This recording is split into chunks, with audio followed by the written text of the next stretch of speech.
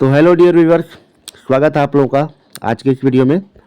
आज का क्लास हम लोग करने वाले हैं मौलिक अधिकार फंडामेंटल राइट्स। तो इस वीडियो में देखेंगे भाग 3 अनुच्छेद 12 से 35 कंप्लीट डिटेल्स हम लोग इसमें पढ़ने वाले हैं। और ये वीडियो जो है आप लोगों के लिए बहुत इंपॉर्टेंट रहने वाला है। जितने भी भाई कंपटीशन एग्जाम की तैयारी कर रहे हैं, चाहे रेलवे हो, एसएससी हो, सभी में जो है कि यहाँ से कम एक क्वेश्चन तो पूछा ही जाता है, कोई भी एग्जाम हो। तो चलिए वीडियो को शुरू करते हैं। यदि आप इस चैनल पर नए हैं तो प्लीज़ ज्वाइन कर लीजिएगा और वीडियो यदि बढ़िया लगेगा तो लाइक भी कीजिएगा। चलिए वीडियो को शुरू करते हैं। सबसे पहले बात करें, मूल अधिकार की विचारधारा अमेरिका से ली गई है ना। फंडामेंटल जो राइट्स है इसको अमेरिका के संविधान से लिया गया है। व्यक्तित्व के विकास के लिए जो अधिकार आवश्यक होते हैं उसे मूल अधिकार कहते हैं, जैसे शिक्षा, आवास, चिकित्सा, सुरक्षा, भोजन, रोजगार इत्यादि। ये सभी क्या है? मूल अधिकार है। मौलिक अधिकारवाद ये योग्य या न्याय योग्य है, अर्थात मौलिक अधिकार को लेकर न्यायालय जा सकते हैं। ये कहना है मौलिक अधिकारों के उल्लंघन होने पर अनुच्छेद 32 के अनुसार सर्वोच्च न्यायालय तथा अनुच्छेद 226 के अनुसार उच्च न्यायालय जा सकते हैं। तो यहाँ पे जो कि चूंकि सर्वोच्च न्यायालय जो कि अनुच्छेद 32 के अनुसार जो कि रीट जारी करता है मौलिक अधिकार से लेकर, और जो उच्च न्यायालय है वो 226 के अनुसार।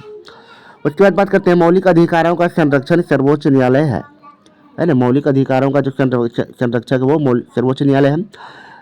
26 जनवरी 1950 के समय है ना 7 प्रकार के मौलिक अधिकार थे, ये 1950 में। अभी वर्तमान की बात करें तो वर्तमान में 6 प्रकार के मौलिक अधिकार हैं, चूँकि एक मौलिक अधिकार जो था उसे जो है कि अब इस सूची से हटा दिया गया है। क्या है वो आगे बात करेंगे। सबसे पहले देखें समता का अधिकार, ये अनुच्छेद 14 से 18 के बीच है। उसके बाद स्वतंत्रता का अधिकार अनुच्छेद 19 से 22 के बीच है। शोषण के विरुद्ध अधिकार ये आपका अनुच्छेद 23 से 24 है। उसके बाद बात करते हैं धर्म की स्वतंत्रता का अधिकार अनुच्छेद 25 से 28 है। और संस्कृति और संबंधी शिक्षा संबंधी अधिकार अनुच्छेद 29 से 30 में है। उसके बाद संवैधानिक उपचारों का अधिकार ये अनुच्छेद 32 में दिया गया है ना।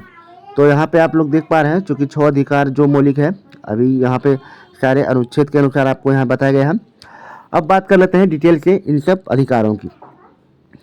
संपत्ति का अधिकार की बात करें तो 26 जनवरी 1950 के समय मौलिक अधिकार था जिसका उल्लेख अनुच्छेद 19(1)(च) में मतलब जो कि यहाँ पे ये किया गया था तथा अनुच्छेद 31 में था, लेकिन 44वें संविधान संशोधन 1978 में विधिक जिसका उल्लेख 300(क) में है ना, अब यहाँ इस पर जो कि डाल दिया गया है। 19(6) में अर्जित संपत्ति की चर्चा और अनुच्छेद 31 में पैतृक संपत्ति की चर्चा थी, ये संविधान में जो कि किया गया है। उसके बाद बात करते हैं समता का अधिकार, डिटेल से अब लोग आप पढ़ेंगे।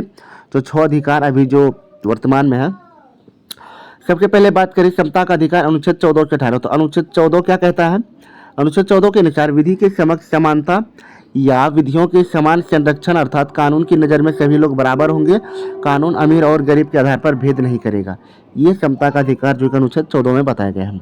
अनुच्छेद 15 के अनुसार देखें धर्म, मूल वंश, जाति, लिंग एवं जन्म के स्थान पर भेदभाव का निषेध होना चाहिए। इसमें किसी तरह का भेदभाव नहीं करना है, ये अनुच्छेद 15 के अनुसार कहा गया है। उसके बाद बात कर लेते हैं, देखें दुकानों, होटलों, सार्वजनिक आदि स्थानों पर धर्म, मूल वंश, जाति, लिंग एवं जन्म स्थान और लिंग के आधार पर भेदभाव नहीं किया जाएगा। ये अनुच्छेद 15 के अनुसार ही है सारा चीज। अब अनुच्छेद 16 की बात कर लेते हैं।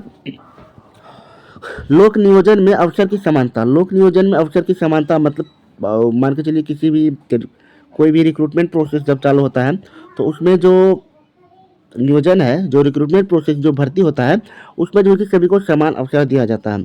बट वैसे कैटेगरी वाइज जो बात अलग है, रिजर्वेशन का वो चीज़ अलग है, लेकिन इसमें सभी अप्लाई कर सकते हैं। इस तरह का समानता इसमें दिया गया है।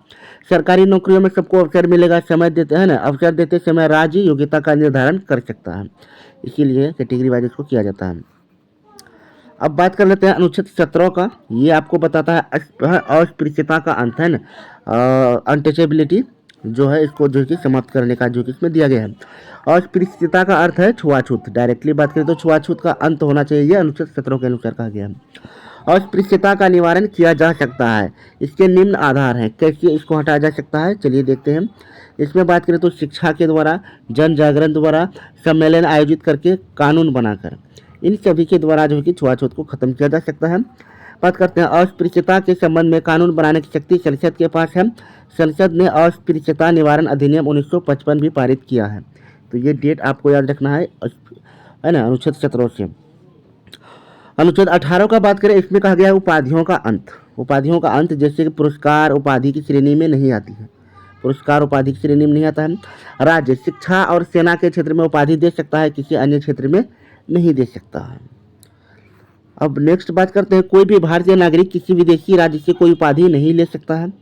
कोई विदेशी नागरिक जो भारत सरकार के अधीन लाभ या विश्वास के पद पर है, किसी विदेशी राज्य से कोई भी पुरस्कार या भेंट राष्ट्रपति की अनुमति से ले सकता है। तो राष्ट्रपति अनुमति देंगे तो यहाँ हो सकता है।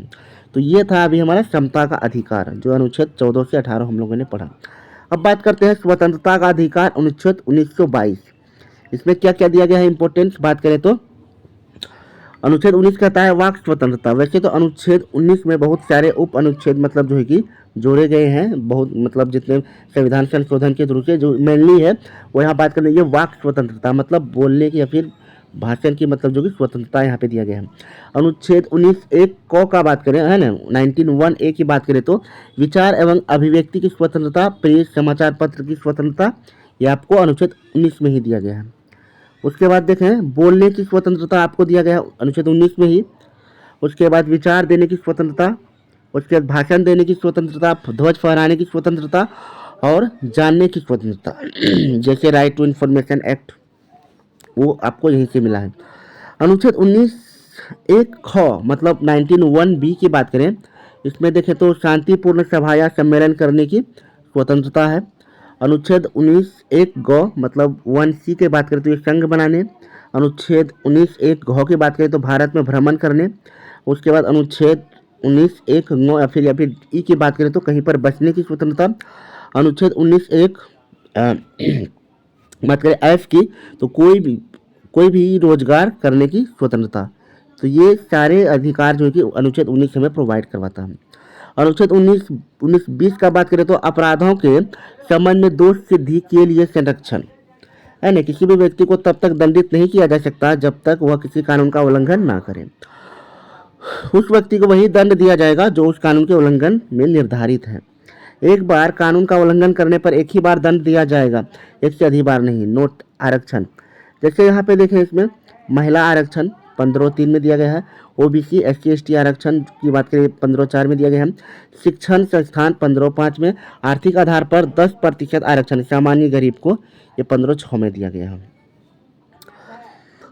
अब बात करते हैं ये सारे जो कि संविधान संशोधन से जो जितने आप उप ग्रुप देख रहे हैं, सब ग्रुप देख रहे हैं, संविधान संशोधन से इनमें जोड़ा गया है। और नेक्स्ट वीडियो जो हमारा होगा वो संविधान संशोधन से रिलेटेड होगा। हम लोग सारे संशोधन को एक ही बार में पढ़ने वाले हैं। चलिए बात करते हैं अनुच्छेद 21 प्राण एवं दैहिक स्वतंत्रता। इसमें क्या है, सर्वोच्च न्यायालय द्वारा दिए गए निर्णय के अनुसार निम्न मौलिक अधिकार प्राप्त हैं, जैसे शादी करने का अधिकार, निजता का अधिकार, गोपनीयता का अधिकार अनुच्छेद 21 में है।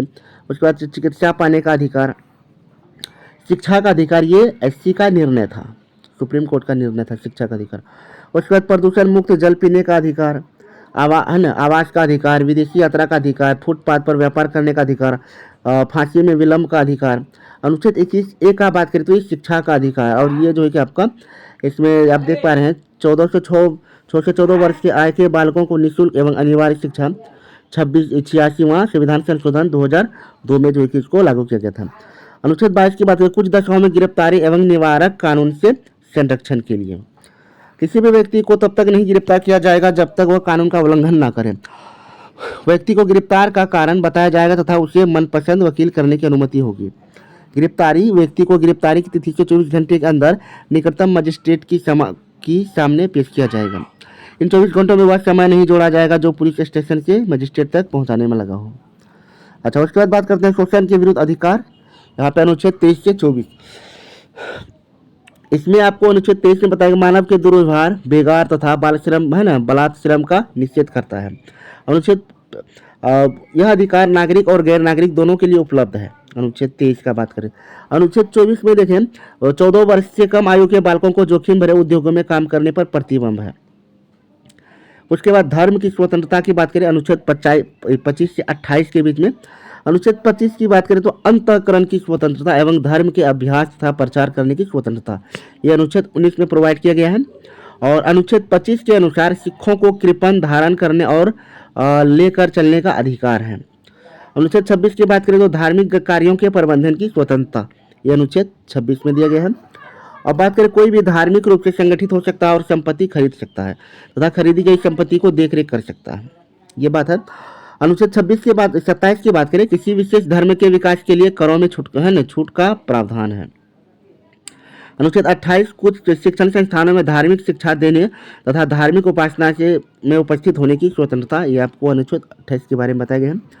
सरकारी शिक्षण संस्थानों में कोई भी धार्मिक शिक्षा नहीं दी जा सकती है ना। अर्ध सरकारी शिक्षण संस्थानों में बच्चों से पूछकर, यदि बच्चे छोटे हैं तो माता पिता से पूछकर, है ना। लेकिन न्याय ट्रस्ट के विद्यालय में धार्मिक शिक्षा दी जा सकती है ना। ये आपका चौथा था अधिकार।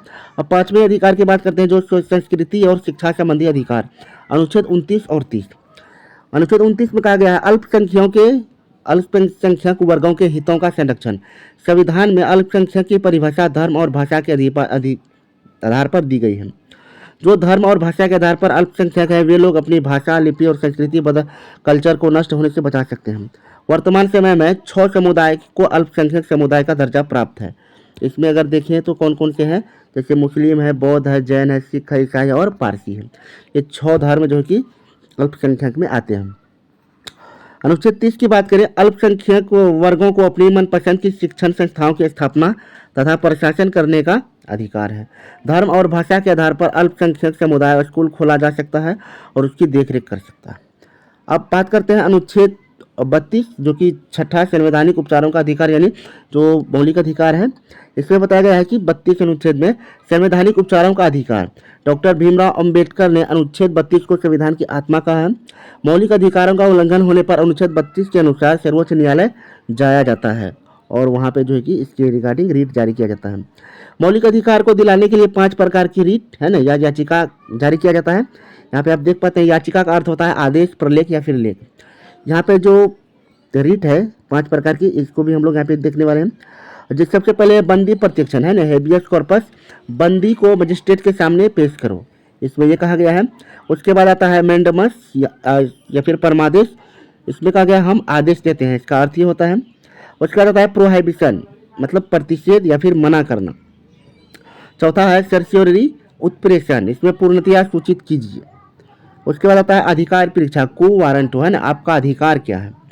तो ये सारे जो है कि हमारे मौलिक अधिकार हैं। उसके बाद अनुच्छेद 33 की बात करें सैनिकों, अर्धसैनिक बलों एवं खुफिया एजेंसियों के मौलिक अधिकार पर प्रतिबंध है। उसके बाद अनुच्छेद 34 मार्शल लॉ या सेना का कानून लागू होने पर मौलिक अधिकार पर प्रतिबंध, ये भी होता है। उसके बाद 35 की बात करें तो मूल अधिकार के संबंध में कानून बनाने की संसद की शक्ति है ना। तो मूल अधिकार के संबंध में कानून बनाने की संसद की शक्ति। तो ये कंप्लीट हमारा चैप्टर था जो कि मौलिक अधिकार से रिलेटेड था। कैसा लगा ये कंटेंट आप लोगों को कमेंट में बताइएगा। उसके बाद फिर से मिलेंगे हम लोग नेक्स्ट वीडियो में जो कि पॉलिटी का नेक्स्ट चैप्टर होगा, डीपीएसपी से रिलेटेड हम लोग बात करेंगे।